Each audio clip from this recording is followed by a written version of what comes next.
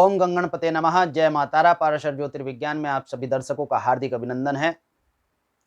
आज गोचर की श्रृंखला में मंगल के मीन राशि में गोचर करने पर मीन राशि के जातकों पर ही क्या प्रभाव पड़ेगा, इस विषय में वार्ता करते हैं। यह मंगल मीन राशि के जातकों के लग्न स्थान पर गोचर करेंगे तथा 18 जून सन 2020 रात्रि 8:07 से गोचर प्रारंभ करके मंगल 16 अगस्त सन 2020 साय 6:23 तक गोचर करेंगे।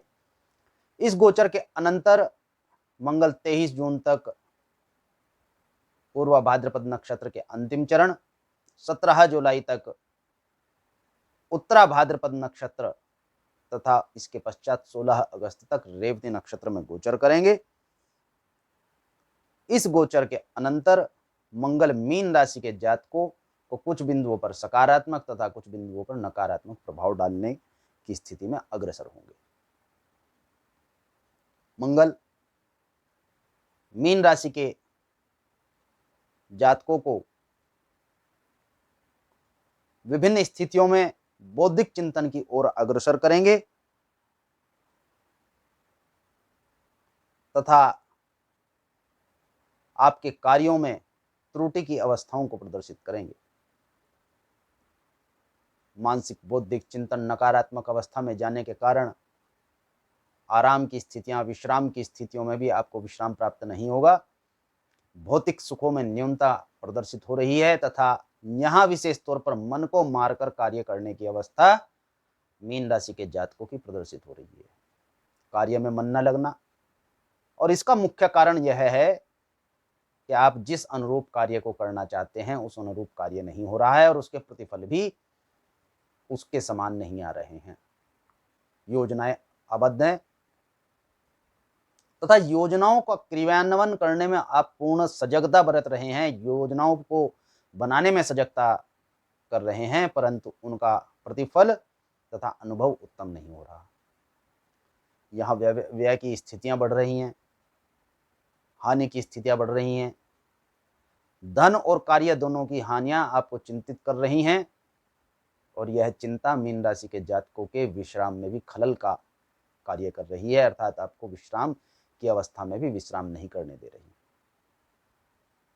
इन अवस्थाओं में, इन स्थितियों में मीन राशि के जातकों को चिंता तो होगी ही, इसके साथ साथ धन हानि के कारण ग्रस्त जीवन पर भी इसका नकारात्मक प्रभाव पड़ने की संभावनाएं हैं। कोष के रिक्त होने के कारण आपके आसपास की स्थितियां भी आपके अनुकूल नहीं रहेंगी। जिन विषयों में आप उत्तम अपना अनुभव प्रदर्शित करते थे, जिन स्थितियों को उत्तम प्रकार से आप सुलझा लेते थे, स्थितियों को परिवर्तित कर लेते थे, वह आपके अनुरूप नहीं चलेगी, जिसके कारण चिंताओं का बढ़ना और अधिक हो जाएगा और मीन राशि के जातकों को यहाँ स्थितियां अनुकूल प्रदर्शित नहीं होंगी। रेवती नक्षत्र में आने के पश्चात इन स्थितियों में मीन राशि के जातकों को कुछ सामान्य तथा कुछ उत्तम अनुभव प्राप्त होंगे,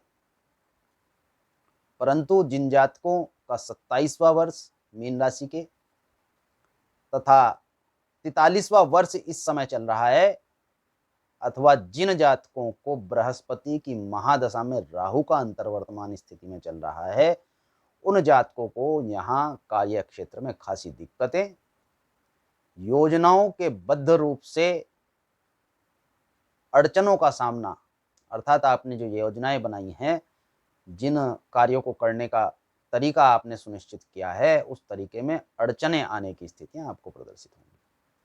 मुख्य बिंदु, मूल बिंदु के विषय में विचार किया जाए तो इस समय मीन राशि के जातकों को चहुं ओर से अभाग्य की स्थिति प्रदर्शित होगी और इस अवस्था में उनको उत्तम हर्ष उत्साह को रोककर अग्रिम कार्य के लिए उसको प्रचुर मात्रा में लगाने की स्थिति को प्रदर्शित करना चाहिए तथा वर्तमान में कुछ समय विलंब करके कार्यों की स्थितियों को अपने अनुकूल करना चाहिए। शुभम भवतु। भगवान गणपति तथा मातारा आपका कल्याण करें।